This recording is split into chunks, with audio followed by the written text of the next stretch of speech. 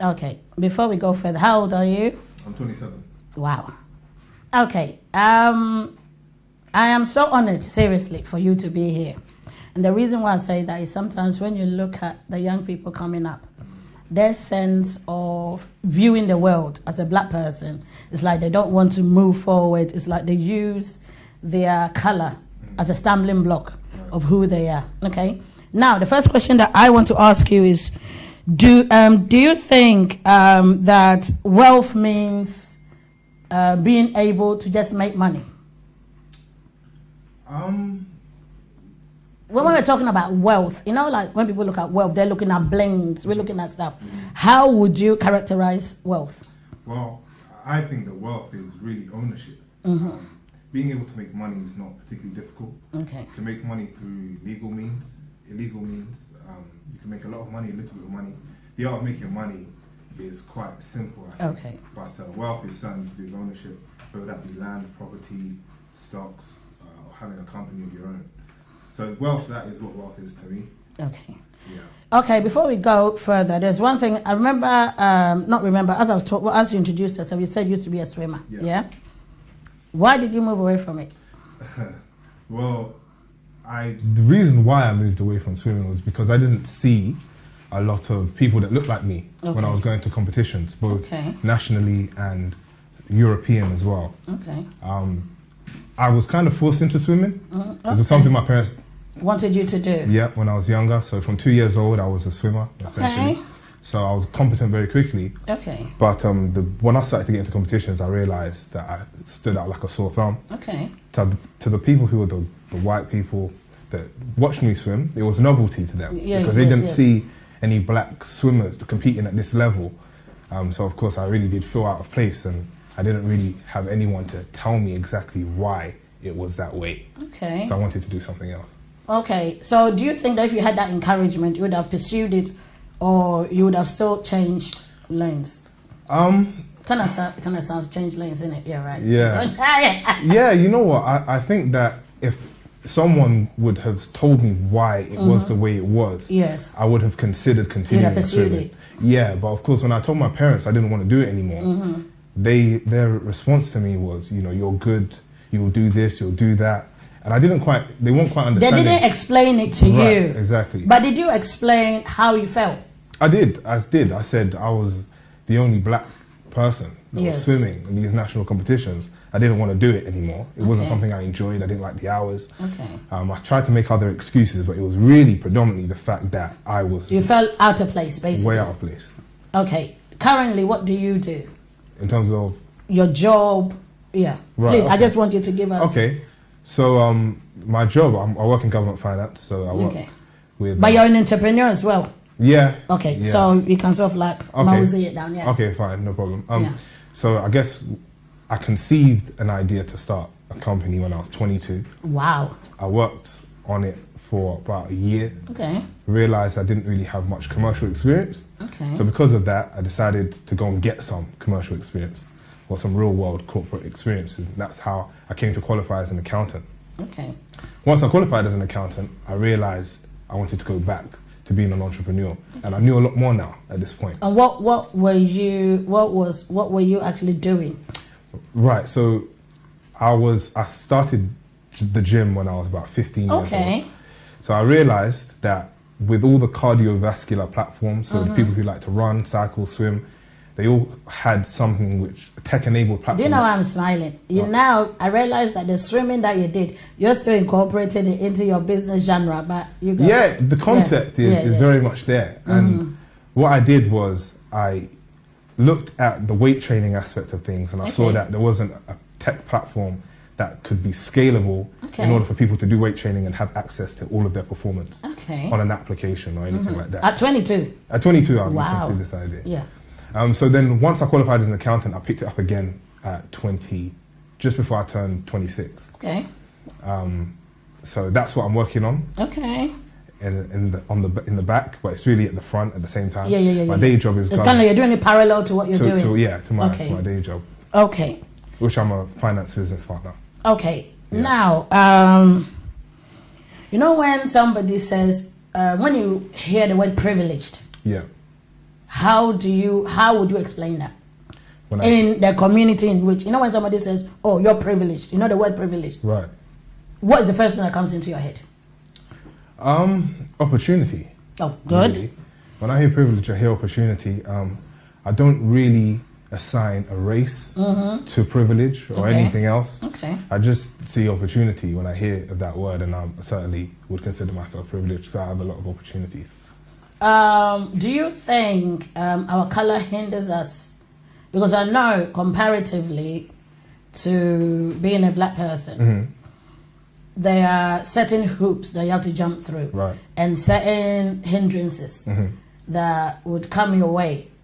But do you let that stop you? No, absolutely not. And to be honest, I would always say that black people generally who have this notion or idea that their color is a stumbling block to where they want to get to need to get rid of that concept quickly. Because the point is everyone is going to be disadvantaged in some way, shape or form. 100%. People who are disabled are disadvantaged in some way. 100%. People who come from poor socio-economic backgrounds are disadvantaged in some way. People who don't have an education are disadvantaged in some way.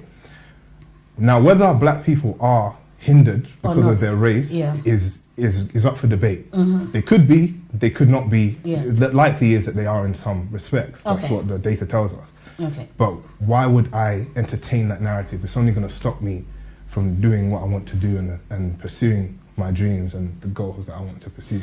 When you're communicating this to your counterparts, how would you be able to relay that to them? So my peers, the people 100% and your counterparts, your peers. Yeah. I would really just explain that to them, to be honest, and I'll probably try to illustrate certain examples. Okay. If they had a free education, which I believe everyone in this country had, unless they went to a private school, that is already, how much did you make of the education that you got? If you tell me that you just messed around in school, then clearly you're throwing away the opportunities which were afforded to you. Yes. So then you can't now turn around and say, well, this person got that job because they're white or because they're Asian, when you don't have an education. 100%. You were given a free one, you decided not to take advantage of it. So that is how you would narrate it to them. Okay, so when somebody says, what do you feel you're entitled to as a person? Right. I'm not even going to put race on it. When you're growing up, what do you feel as a human being, basic things that you feel anybody's entitled to? I think everyone's entitled to certainly an opportunity. Yes. Everyone's entitled to an opportunity to do what it is that they want to do. Free healthcare, of course, I think. Free education, I think that people are entitled to that. And safety. Just the general amenities of life, which I think are just basic human rights that people are entitled to. Okay, the reason why I keep asking you these questions is I'm trying to weave it into something. Yeah. When we say that, do you think a black person is culturally healthy currently in their mindset or the choices that they make? Or do you think they use racism as an excuse to actually pander to how they react when they're in society? That's a good question. I think that perhaps there are instances where racism could be used as an excuse. A factor. Yeah, and a legitimate one as well. Yes. But generally speaking, I haven't got the impression that the black people, particularly where I'm from, are culturally healthy in that instance. I think that more often than not, there are many of them that tend to use their race as an excuse to the things which they're not unable to do. When you look at their efforts that they are supposed to be investing in whatever opportunities that they want or whatever they're trying to pursue, it's not consistent with the goal that they're trying to achieve. Okay. Sometimes we feel that our parents push us too hard. Do you understand me? Do you think some of the parents push their children? And the reason why I'm asking you these certain questions, I'm still going to weave it into certain aspects, because as a culture, and with us, we are African, we are black. Yeah. And with African cultures, we are deep-rooted in our culture. Do you feel that what our parents say to us, or they push us enough to succeed as a youth, from your perspective? do I think that they push us enough to succeed? succeed? Like, it's like going into the world, you know, like your parents will tell you, oh, you need to Yeah. do that, you need to be a doctor, you need to Yeah. do that. Do you think our parents push us well enough? I think that our parents, as a youth perspective, I think that their efforts are certainly genuine and certainly sincere, but their approach is perhaps misplaced. Can you break that down? Yeah. Okay. So, if I had, let's say, my parents telling me that they want me to be a doctor or an engineer or an accountant every single day, or more or less, growing up during my adolescent years, Yes. I could gauge that they genuinely want this for me. But they're not educating me on the reason as to why they want this for me, or what are the other options that I could explore. Okay. Of course, they're coming from a different time and a different place, so they're just saying what they knew. But I think if they listened to their children more, Yes. they'd be able to find mutual ground to help them succeed better. How do you think they can do that? Because I know youth always says the parents don't listen to us, Right. you know, that kind of stuff, because they go on by experience, they go by culture, they go by, oh, I'm older than you, so I know more than you. Yeah. So how would you sort of like tell your parents, like, now you're going to be a parent down the line? I'm not saying you are, don't panic. But what I'm saying is, I know you're going to be a parent down the line. And because of your experience, how would you navigate that to your child? Well, the first thing I'd do is I'd expose them to as many of life's choices as possible. Okay. Get them involved in sports, different activities, art, instruments, whatever the case. See which ones that they naturally gravitate towards.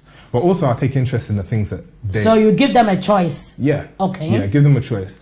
But I'll give them a choice, of course, alongside giving them the opportunities to explore different things. Okay. I'd also listen to what it is that they are saying. Okay. Because I have to take interest in what their mind is saying, not just what their physical abilities are or what I want. Yeah. That's one thing that I found that my parents did, is that they tried... They gave you the options.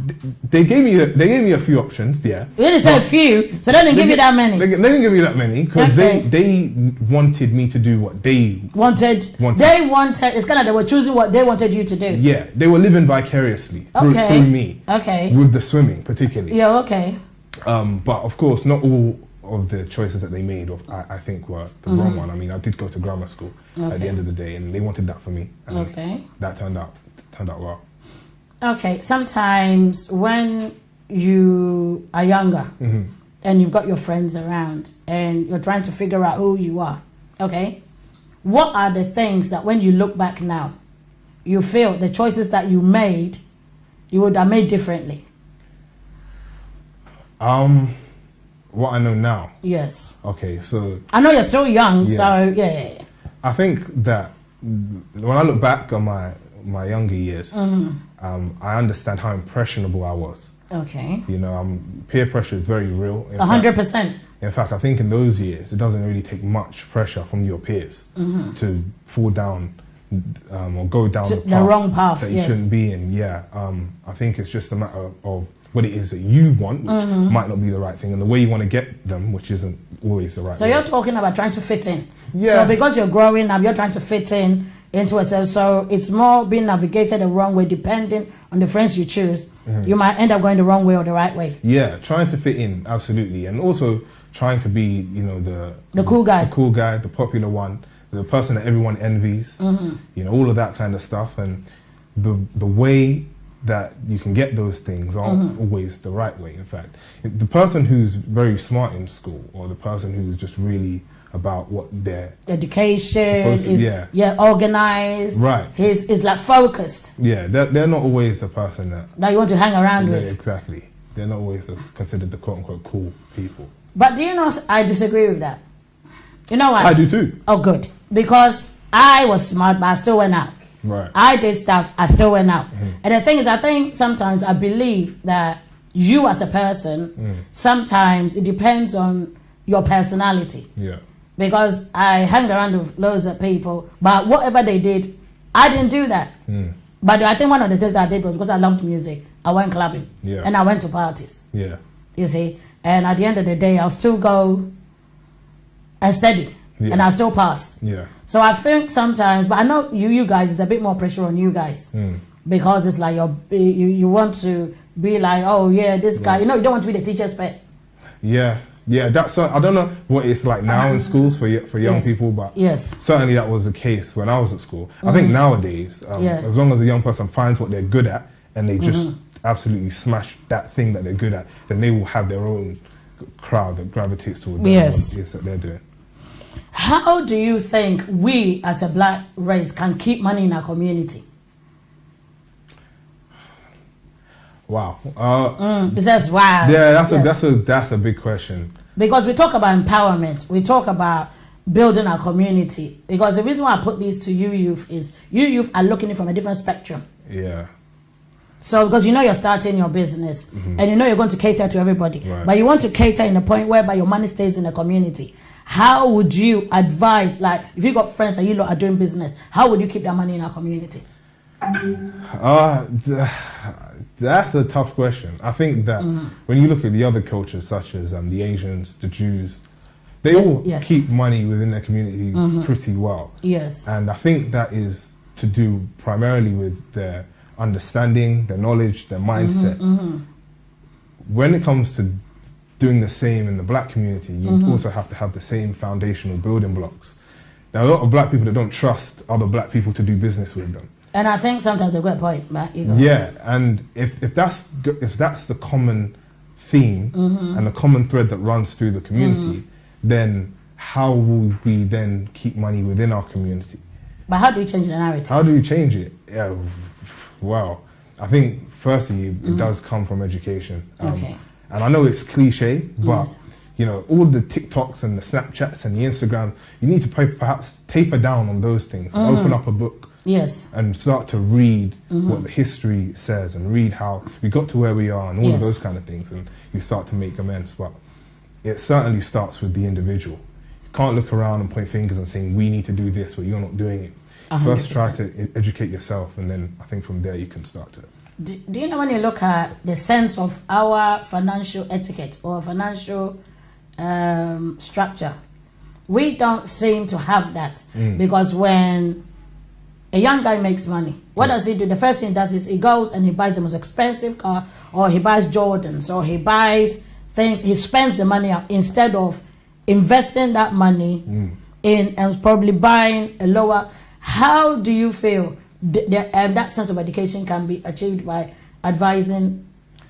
Yeah, okay, well, you know, I think the first thing that one needs to understand is the concept of delayed gratification. Good. You can't just get a piece of money and then go out and buy a nice watch or a nice car or whatever the case may be. I've been working for a few years now, Yes. and I have made or make enough money to buy any one of these cars that these people are buying. Yes. But it doesn't make sense to me Yes. simply because I know the cars are depreciating assets. 100%. And if I'm trying to build wealth, then I shouldn't invest my money in depreciating assets when I don't have any real assets of my own. Yes. This was my mindset going in the beginning and when I started my career. So I think that understanding that will help, along with the concept of delayed gratification. You might have it today, but eventually you're going to keep trying to chase that high of getting the next newest car or the nicest watch or the most designer clothes, highest designer clothes or whatever they call it. The most difficult thing for a young person is being able to manage resources, manage their life, mentally, physically, and everything that they do. Right. And I think when you talked about delayed gratification, I feel that because we are not taught that because we are not taught, it makes it very difficult for you to explain to somebody that down the line, once you've got enough, you can use the little to get what you want and still have savings. Yeah. Now, as an accountant and as somebody that is an entrepreneur, how would you structure it? Let's say that you decide that now I want to structure a program for the youth, because you know that financial literacy is not one of the things that is in our community. How would you go about it? I think you hit the nail on the head when you spoke about managing your resources. I think that's the first way to structure a program like that. I would try to educate and teach these people coming behind me how to manage their own personal resources and their personal financials. Yes. Because if I'm able to do that, Yes. then of course, they will know exactly what it is that they need to do to go forward and to, of course, build more wealth going forwards. Okay. Sometimes when you look at our social structure, do you truly believe that is a problem for the black men in the society? Yeah. When you say social structure, precisely what? Okay, structure, I'm talking about when you're growing up, you're looking at a community, you're looking at, when you're growing up from the family life, from when you're younger. Yeah. You're looking at your parents. Yeah.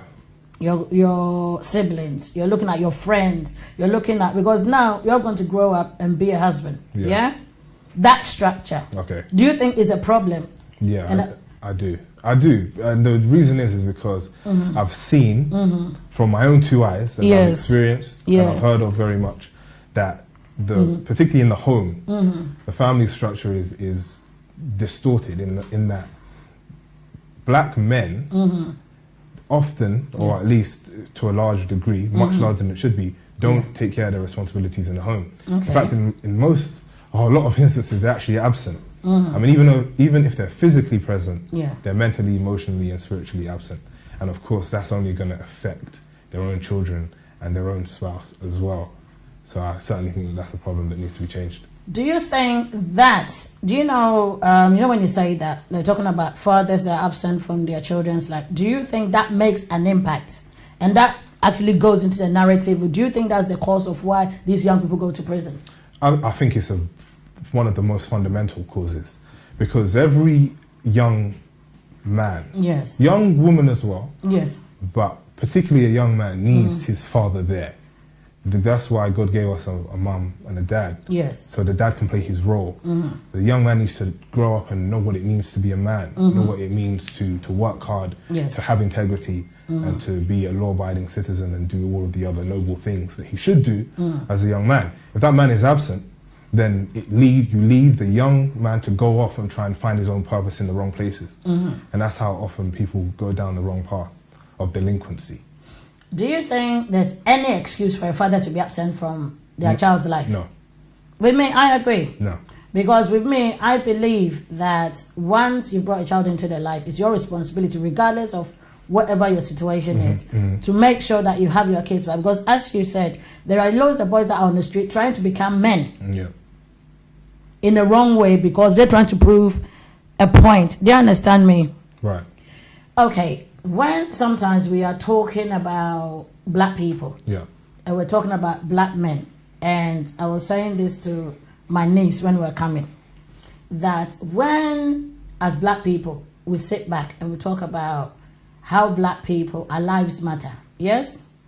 Do you think that phrase fits the narrative now? And the reason why I'm going to ask that is, I would want your opinion whether Black Lives Matter. And I want to ask you, when we kill ourselves and we beat up ourselves or we use machetes on ourselves, how do we feel that would make a difference? Doesn't it sound hypocritical? That is the point. Because if I'm telling you Black Lives Matters and I'm killing you, no, what you're saying makes a lot of sense, and I've actually thought about this as well myself. It's interesting because in the black community you have the people who are doing bad and wrong things, 100%, and you have the majority of the people that aren't doing bad or wrong things. The people that are doing the wrong things are obviously a smaller minority. But I don't hear them say Black Lives Matter as much. I don't know. I hear the majority say. Of course, I'm not involved amongst the minority group. But certainly, as a whole, we need to understand that we need to take care of the problem at home first before we can go out in the world. And that weaves into the parenting, doesn't it? Of course. Like the parents, because if I remember when we were younger, you knew your neighbor, your friend, you were all family, regardless of you being blood. Now, that's what I keep saying, that phrase Black Lives Matters. How do you see that?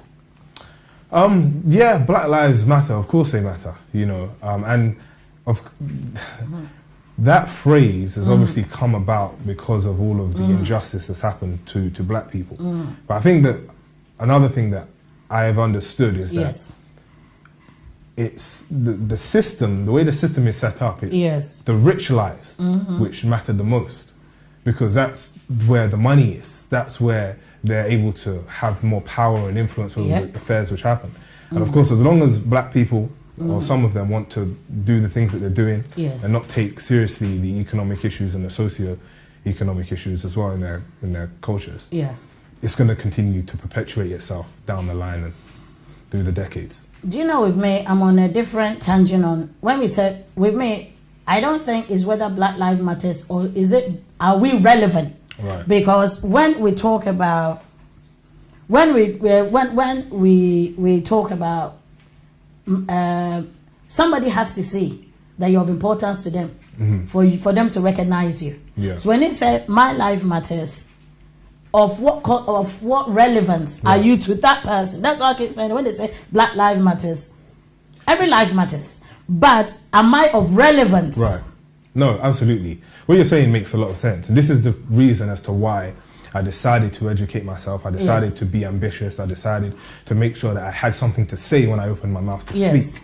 Because a lot of people that open their mouths to speak don't necessarily have something to say. Which is true. They just want to be heard. Yes. And no one's going to value empty noise. 100%. So this is the reason as to why I had to make myself of value, so Yes. that when I come to places like this, Yes. or I'm in any kind of program, Yes. people are going to hold me in the esteem that I want to be held in accordance with the value that I've worked so hard to try and build. And I'm still getting there. I'm No, not but at a young age, comparatively to most of your peers or your friends and stuff, because you know, when you're growing up, it's only when you're growing up that you realize that you're on a different level. Because you know, when people make excuses Yeah. that because I'm a single parent, because I am this, because I am this, so they let their kids go astray. Do you think currently black kids go astray? Some do. And what precipitates to that? I think that is a couple of things. It's definitely a multifaceted issue. Okay. One of the things we already mentioned was the lack of fathers in the home. Another thing is that some mothers let their children do what it is that they want. Yes. They don't have a handle on the life that their child is living. I knew a person who Yes. went to who I went to school with, Yeah. who I found out was actually in prison when I was mentoring in a prison, and I saw him in prison. Okay. And obviously, he was very brilliant in school. But one of the things which I noticed from what he was telling me, and we were catching up because we hadn't seen each other for the last 5 years, is that his mum knew the lifestyle he was living, but because she was a beneficiary of that lifestyle, she didn't say. She turned a blind eye to it. That's right, and that doesn't help matters. No. At all. So certainly from the home, it's where the problem starts from. And then, of course, once the person goes out there in the real world, there's so many other factors which can play into that. And you want to nip it in the bud before it really gets there. Okay, so when you talked about, now you just talked about your and the person that went to prison, and how, before the person gets to that point, how would you deter, what would you, and I'm just saying that, let's say that you met the person, let's say prior to when he fell into wherever he fell into, what would you have told him? Because now he's in prison and the mom is out there. Yeah. No, yes or no? Yeah, no, yeah, Yes. he is. Before he fell into the wrong lifestyle. Yeah. Now, And if you were his friend. Yeah, and if I don't have all the answers, obviously. Oh, no, I'm not saying, no. But- You know, you might have something. Yeah. Yeah. What I would have done Yes. is, firstly, I would have probably had my eye out to the influences that he had around him. Yes. Because before you can fall into a lifestyle like that, it's usually someone or some series of events which lead you down that path. So I would first try to have my eye out for those things. Okay. And remove him from them as quickly as possible. Okay. Whilst at the same time, though, Giving him an alternative. yeah, finding out what it is that he actually likes to do, what he wants to do, what his aspirations are. Now, of course, at that age, there's a lot of young people that say, I don't know what I want to do. Okay. I have no idea. And then it can become a little bit tricky then. Turbulent, yeah. You don't exactly have something specific to plug your energy into to help them. Yes. So I think that's where I go to my previous point of trying to expose him to other things. Perhaps if I'm coming from a better home, try to help him in that instance. Try to kind of take him under my wing a little bit. Yes. So that's probably what I would do. And now, have you ever been stopped by the police? Have you ever been discriminated? I know you keep smiling. And I know there's no black person young guy, even from the age of 10, that I have spoken to, that they haven't felt that sense of like the police people sees them, and before they speak to them, they are automatically judged by their appearance. Have you ever had that experience? By the police being stopped, Honestly speaking, I have never had that experience. Oh wow, you are the no seriously, I'm not joking. You are the only black young guy so far that I have met. And why do you think that is? You know, is it because of the area you lived in? Is it because of what was it? I've seen police whilst driving a nice car. And then them stopping somebody. And they didn't stop me. Okay. And I've been in areas where police are predominantly stopping black people, but I can't really give you the reason as to why. I don't really dress in the stereotypical way. Okay. So that's perhaps helped somewhat, but I don't really know why I've never been stopped by the police. Who knows? I might be in the next. No, you won't be. No, you won't be. No, that's too negative to say. You're not even supposed to say that, because when you say that, it makes it. You see, you have to always be the exception to the rule. Okay. You see, you have to be the exception to the rule. Yeah. Because now I always say that you're going to grow. You're going to be a husband. You're going to be a father. And I always say that when my kids were younger, I didn't talk to them about the police, yeah? And I keep saying this, that it was only, I think, was it 2 months ago? Or when I started, no, it was 2 months ago. That I remember I was talking to Donnell, and then he kept saying, Mom, I've been stopped by the police, and when they stop me, this is what I do. Even though, with me, from where I don't know, for some strange reason, I didn't even have that concept in my head. That, because I knew I raised them right, you know, they behave and stuff. So I didn't expect them to be in that situation. So you're going to be a dad, yeah? Yeah. In the future, how would you broach this? Because you've not been through that, so you're not going to talk about it, are you? Well, I will. It would be ignorant of me to assume that it might not happen to your child. Okay. I'm not worried about getting stopped by the police. I don't live a life of crime. I'm a law-abiding citizen, and I'm very respectful. I know how to speak to different members of society. So I'll certainly highlight these issues. Okay. If I had a son, I would highlight these issues to him. And a daughter as well. And a daughter, of course. Not to hang around with the bad crowd. Of course. 100%. Yes. And you have a shotgun as well, innit? No, I'm not. Okay. Hey. I've got friends that they do, but hey, what do I say? Yes. No guns for me. No guns for me. No girls for you. Guns. Oh, guns. Oh, okay. You know, sometimes when you're growing up, and I would say parents, we bring our children into the world. Do you think that as like two parents, when they break up, they have the right not to look back? Because I'm looking at my children, and even though I remember one of the things that I said to the dad was, you don't have an option that you're not taking care of your kids. You see, that was what I said to him. You don't have an option. I made that decision. We got married, we had our kids, so we had our children. So you don't have that option. Do you feel that when a father doesn't take care of his child, I know I've asked you prior, do you think the onus lies on him to take the mantle and not sort of like make excuses? Absolutely. I'm coming from a home where my own parents divorced when I was I didn't know that. When I was 9 years old. Yeah. So by the stats, how the stats go, I shouldn't really be where I am or who I am today because I was raised by a single mom. Okay. And I've always of the view from when I was as young as I can remember, the whole divorce process and everything. Okay. I was always of the view that as a father, you are still a father to 100%. Your children. You might not be a husband to your wife anymore. Precisely. But you're still a father to your children. Precisely. So why am I having to suffer the effects? It's kind of like you've become a casualty of that relationship. Yeah, collateral damage. Collateral, 100%. Yes. Yeah. So I always from a young age knew that whatever the case may be, you had children, you have to take care of your children, you have to be there for them, and it's not just about providing financial assistance to them. It's teaching them how to be men and women. Precisely. Raising them properly and certainly attending to their emotional needs. Because there are some things I believe that young people want to be able to tell their parents. Yes. And probably they might not be able to tell their mom. But if their dad is there, they might be able to talk to their dad. With me, I think one of the things that I did was, mine was more of a threat. And I might get to prison for this, but hey, please don't hold me to it. Actually explained to him very calmly that if he didn't get involved in his kid's life, his knees were not going to be functioning. So we had that understanding, you see. No, we actually did. And, okay, I'll say allegedly, which I know I'm lying, but hey, trust me. All I knew was I did not decide to be a single parent. Of course. You understand me? Yeah. Circumstances dictated to that. But I didn't feel my kids, as you say, were not supposed to be collateral damage. You understand me? Now, when you see men that the kids have become successful and now they come into your life and then now they want to come and take the glory. I know that it sounds very what word can I use? It sounds very sad.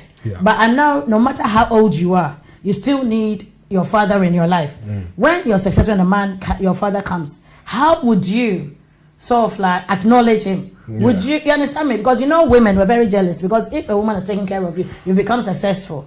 And then now your dad comes into your life and because there's a part of you that as much as you want to please your mom, there's a part of you too that you still, no matter how old you are, you still need your dad. How would you move into that? That's a good question, because it kind of happened in that way for me as well. It did? Oh. Yeah. So when I obviously started to get I did my undergrad, did my masters, qualified with the Big Four. Obviously my dad's very proud of me. I mean, why wouldn't he be? I'm not in prison or doing wrong things. So I can understand why he's proud. And of course... But do you think he had a right to be proud? Anyway, keep going. I'm sorry. I am petty that keep going. No problem. Yes. And of course, now, I found that initially he was trying to feed other opportunities to me. Or now you have this, you can do this and this and this. And initially I didn't really like it, because... You felt, where were you? During the grafting years. Yes, exactly. And I needed him. Your support, But of course... It's still my father at the end of the day. Yes. Still my dad, whether he's there or not. So I had to forgive him for what it is he did. Now, of course, I understand that doesn't mean that we're going to have the father and son relationship that I wanted when I was a kid. Yes. Because you can't just... At what age did he come?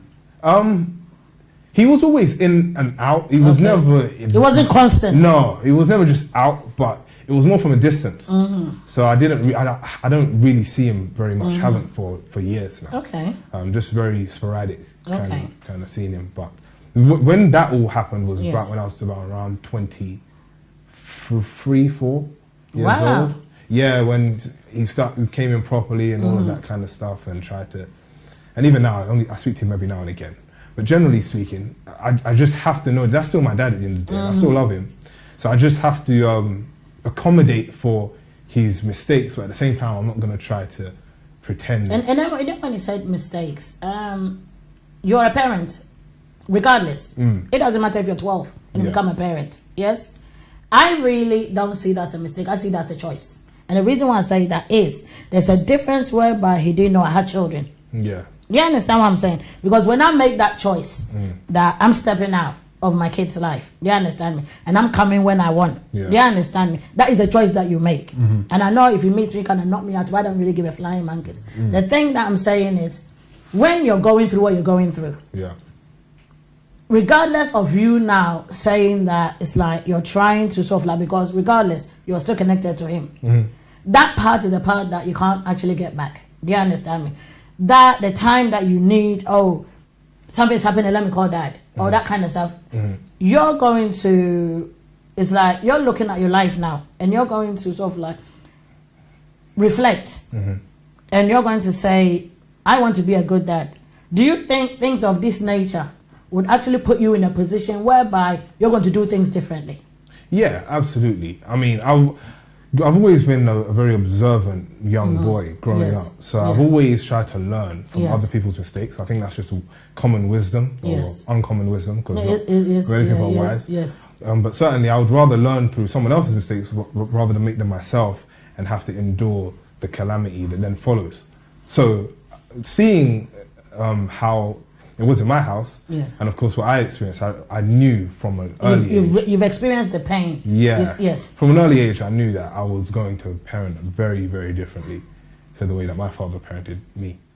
Okay, so now I'm going to go into relationships, yeah? Okay. Okay.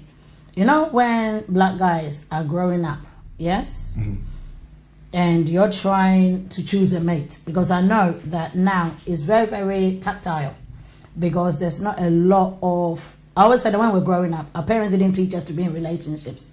It's like you met somebody, you thought you were going out with a person, and you were not guided. Mm. Now, when you're going into a relationship, what are the things that you would choose in a mate? If, like, you're going to go into a relationship, you see a woman, and you're younger, because I know sometimes people make mistakes when you're younger. So what are the things that you see?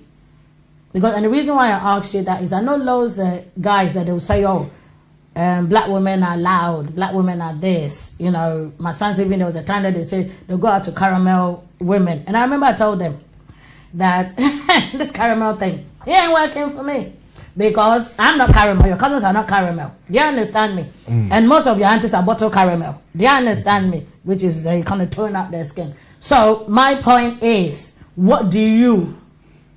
Is it what would be like? What would you see? Because you need a woman that will support you. You need a woman that she's and at your age, most of the girls that I see, they've got 300 pounds weaves. So I'm asking you that what would be if you were going into a relationship? What would you look in, or what would make you say this is the person I'm going to marry? Yeah, great. I think above all else, it would be modesty. Okay. You know, but she has to be cute, though, right? Yeah, of course. 100%. Of course. Yeah, there we go. Of course. Yes. But she must be modest as well. Yes. To know how to conduct herself properly. In terms of education, socially, all of that kind of stuff. Just to be modest, because she's not going to want to be with me if I was outside acting a fool. 100%. She would want her man to be somewhat modest. I would presume. So that I would think is fitting for a woman that I would want to be with. And when you talk about finances, would you want to go with somebody that is in debt? Well, the stage that I'm at now in my life, it would be nice if the debt wasn't there. Okay. But I understand that people make mistakes, they make choices in the past. And when I talk about debt, I'm not talking about students' loan. I'm talking about somebody that has run like £40,000 on credit cards, frivolous debt. You know, I think a lot depends. If they what got them in the debt in the first place would certainly start with the mindset that they had. Okay. Those were the things that they wanted. Okay. If that is still the same, then forget it. Okay. Because I'm not trying to be unequally yoked in that regard. I would rather her mindset to have changed completely. Yes. And in fact, it would be nice at this stage in my life to see that the £40,000 debt wasn't originally 40,000, maybe it was 60, and she paid off 20 because she's trying to better herself. Oh, okay. But certainly not if with the same attitudes. I wouldn't be too, embracing of that. And still, what else would she have to have? Because there are loads of young guys that I have noticed that they say there's certain personalities in women that they call red flags. That the moment they see that, they're gone. Right. What would be a red flag for you? Because mind you, the reason why I say that is there are certain things, there's certain behaviors that it doesn't get better. Yeah.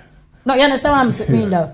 Because if you meet a girl that she don't have a bath for a week, it ain't gonna change. Yeah. If you see somebody that when it comes to, she doesn't know how to cook, she doesn't know how to do all those stuff, it ain't gonna change because you're going to be going to restaurants for the rest of your life. Yeah. So now, I don't like cooking, so... but that means you have to bring in the money, innit? Yeah, I don't have any problem with that. That's the thing. No, so long as, because you cannot know how to cook and not know how to bring the money, innit? Yeah. No, so what would the point be? Yeah, it's true.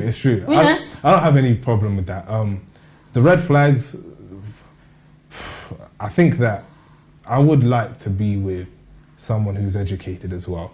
Nice one, I think that's really important. Because else we wouldn't have intelligent conversations. Exactly. So just imagine, oh, babes, you like my weave? Yeah. All right, keep going. Yes. Yeah, exactly. Yes. Education would be great. That's ideal. If she's not educated, I would. Yeah, that would probably be a red flag for me. 100%. And what else? And a girl who likes to go out and party excessively. Yeah, Red it's flag. a no. No Yes. way. It's a no way. It's a no, not at all. Yeah. I don't like that. Yes. Because why do you feel the need to be out all the time? Especially when you're in a relationship now. Exactly. I agree with you. But And- that means you're not allowed to go out to either. Well, I said I I said excessively. Okay. Maybe you might. So you lot will be going out together. Yeah, going but, out together. Oh, okay, maybe the odd celebration. But it still applies to you though. For real? Yeah, it applies to me. Yeah, cool. I would only set a standard that you're willing to Uphold compromise 100%. Yes. Yeah. And I think lastly would be a girl who is too infatuated with social media. Aha. That Yes. You know, huge red flag. that was one. You know, when it comes to social media, yeah. Don't you think that it is superficial? Absolutely. I don't even think that that's even a secret. I think that most people know that, but because they're a slave to social media, it's just a compulsive kind of disorder that they have that they can't get off it. They just accept whatever effects that might come with it. But everyone seems to think that it doesn't affect them as much as it does. I'm not on any social media, as you probably don't. Really? Yeah, you won't find me on anything. And I haven't been on any social media since I was in the first year of sixth form, when I had one Instagram account and one Facebook account. And this was before Instagram was like it was now. But since then, I've long been off it. But for doing business, how would you... My business platforms are on there. Your business platforms? Yeah, I'm on there to meet a purpose. Okay. You know, people who want to contact me, they have my number. Okay. They can call me, they can text me. I'll respond to them all the time eventually. But they don't need to do that to me through social media. And they can have my email as well. I just don't feel the need to be on there other than for a business purpose. Money making? Yeah. Okay. Something that's conducive and purposeful. And constructive. Yeah. Do you think bad marriages are inherited, or do you think you have to work towards it? Bad marriages are definitely not inherited. I think that a marriage ends out bad usually because of misplaced priorities, because of neglect, lack of communication. All of these things are work, of course, to do. To be affectionate, to be warm, to be communicating, even though you don't want to be communicating, you want to sit and talk in your corner. All of those things are work and active work. So, you know when you said you don't, please can you elaborate on that? If you don't want to communicate. If you don't want to communicate, but you need to communicate eventually. There's a lot of things we don't want to do. I don't think some days I don't want to work, but I have to work. And if I go on the premise that just because I don't feel like doing something, I'm not going to do it, then how can I expect any fruit to bear in that aspect of my life? Yeah. So I have to lay aside my pride, which is obviously always going to be a work in progress for all of us, to lay aside our pride and do what is right for the institution of your marriage or whatever else it might be. Do you know that women are always right? Even if you don't agree with it, just nod your head. I'm sorry, I just had to do that. Sorry. I've heard that. Yeah. No, but do you know that women are always right? Could you explain? Okay. Women are people that we've got intuition. And even though you might not see, that we are right, because men are egotistical, and sometimes you feel I'm the man, I have to do this. And sometimes from a different view, we might see things that you don't see. Do you understand? So it's like most of the time you always hear men say, oh, the woman will say, oh, I always told you so. And you're kind of thinking, well, it's done. Do you understand me? The reason why I say that, if you look at successful men, when a woman talks to you about something, sometimes if you wait 90% of the time, I'm not talking about the crappy ones that they don't have a clue, because it's not like when you've got 10 grand and you're going to do business, and then your wife says, oh, just put 5 down and then use the 5, and then you'll be like, no, I'm going to spend all the 10. Do you understand me? On that level, the woman probably might have seen something. Do you understand me? So when I say women are always right, I'm talking about the practical sense. Okay. I'm not talking about the argumentative sense whereby we say things that you still don't understand what we're saying, and you still have to agree. Do you understand me? Okay, so now, do you agree with me or don't you? I don't have enough data. I've given you enough for you to manage. Agree or disagree with that one. But I certainly understand what you're saying. A woman's intuition is quite remarkable, I found. Yes. So that I must respect, for sure, for sure. Because your mom, I bet there are loads of things that your mom said to you now, that when you look back, she was right. Yeah, absolutely. So now you've answered my point that yes. So when I said women, your mom is included. Okay. Because you are looking at from a relationship perspective. But at the end of the day, generalize. Okay, no You problem. see, I caught you out. So you know what? You see, so you come back to my stuff. So now, when you look at life from a perspective, like an overview of life, and you're looking back and you're trying to structure your life, everything that you do, what is the thing that stands out that you feel failure is not an option?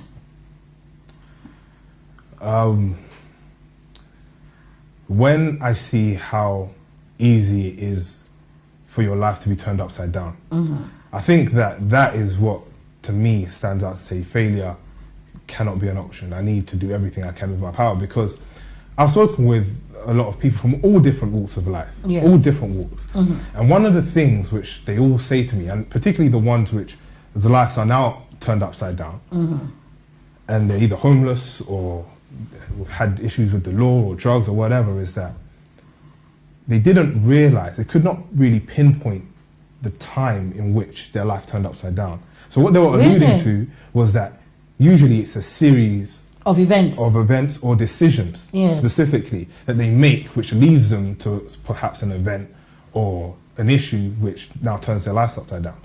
So that is, it's not always, shall I say, it's not as conscious as it ought to be for many people. You might decide, okay, let me be silly today. It might just be some fun or something that I enjoy.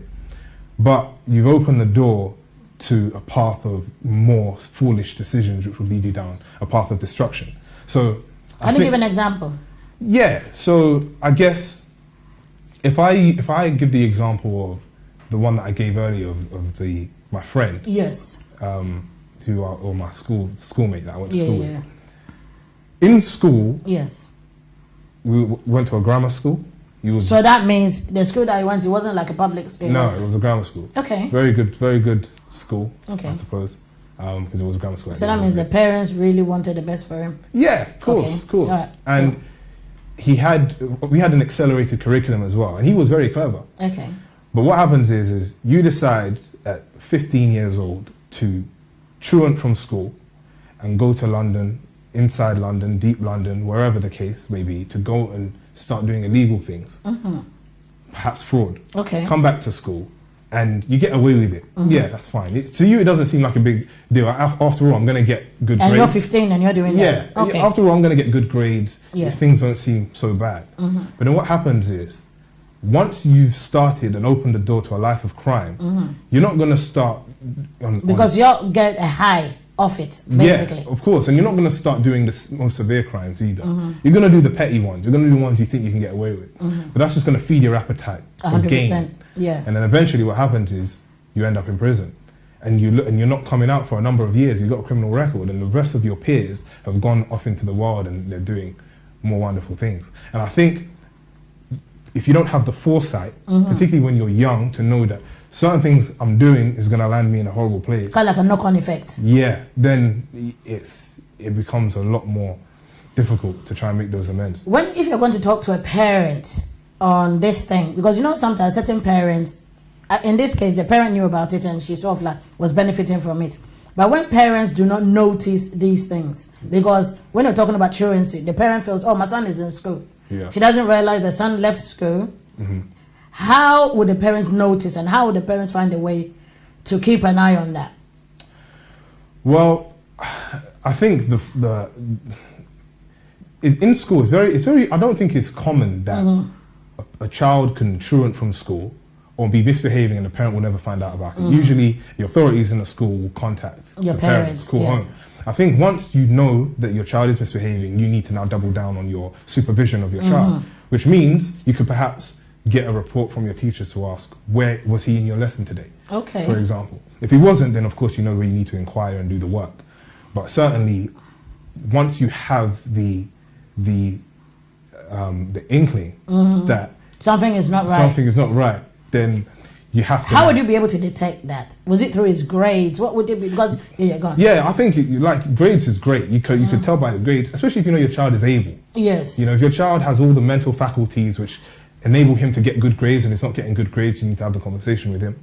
If parents are now telling you that he's in detention or he's been suspended from school, you need to now start to inquire and everything else. Speaking to him. If your child doesn't talk to you at all at home, again, you need to ask yourself why. Because if he's not communicating at home, then he's communicating elsewhere. With somebody, yes. Because people don't live in silos. There's always a bridge and always a network. So it's just really having that understanding and the wisdom to know where your child is, what he's doing, and if he's behaving out of character. So it's more like the parent has to be in tune with the child and be vigilant. And very involved. And try and notice when things are going off the rails. I'm very involved as well.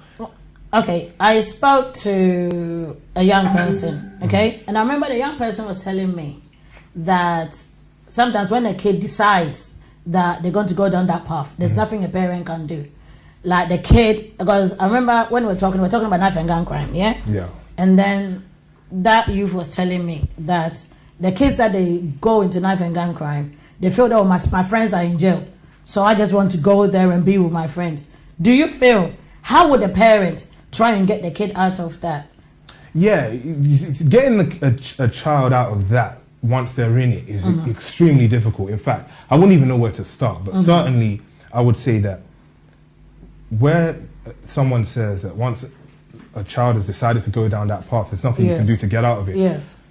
A child does not just wake up one day and decide that they're going to go and live a life of crime. Yes. Or they're going to go and do terrible things. It usually doesn't happen that way. Okay. So they have to have their finger on the pulse from way before then. Once it gets to that stage, then of course you need more than just one person to get in there and try and speak to him. You need as much intervention as you could possibly get.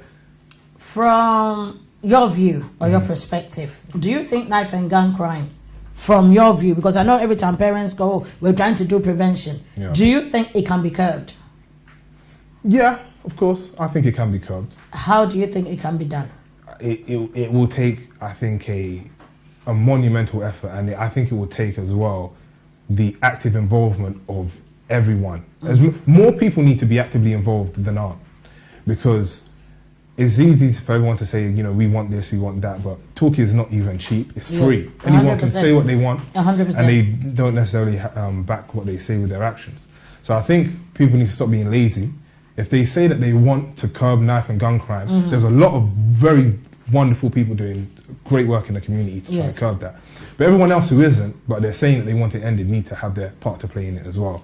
I think that's when change will start to happen. How do you think we can do that? Well, I know that the community centres have certainly experienced a lot of the impact. So because of that, the lack of community centres in different neighbourhoods around London, in and around London, are being closed. Yeah, and that's not helpful at all. Yes.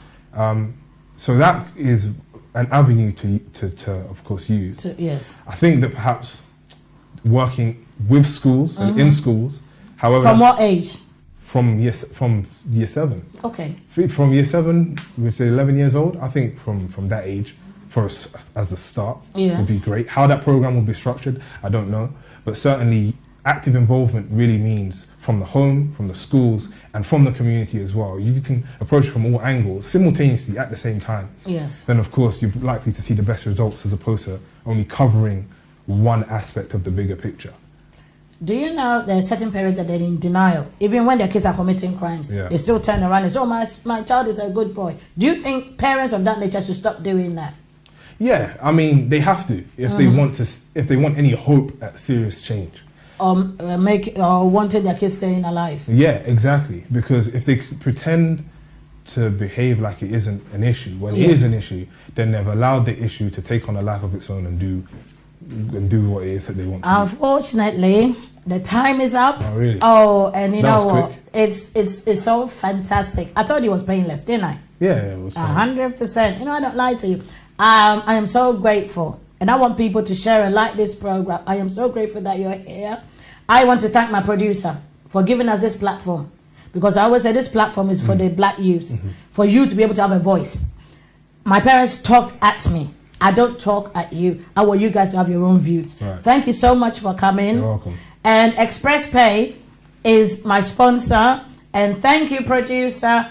Thank you, Sister Danswa. And thank everybody that has given us the time to watch this show. And have a lovely evening. Bye, y'all. Thank you. Enjoy some fabulous rewards. Get a cool £10 reward when you receive £100 or more from the UK. Tell your friends and family in the UK to send money to your mobile money wallet or bank account using ExpressPay and get an extra £10. Terms and conditions apply.